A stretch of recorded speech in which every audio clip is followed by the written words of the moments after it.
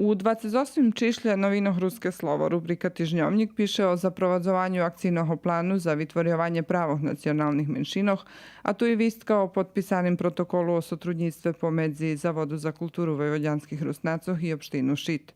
Našo mesta informuju o međunarodnim volonterskim kampu i planovane naščivi palomnjikoh na konjoh u ruskim keresture, a zaznačene i jagohnjohasci organizovali robotu pre žatvu.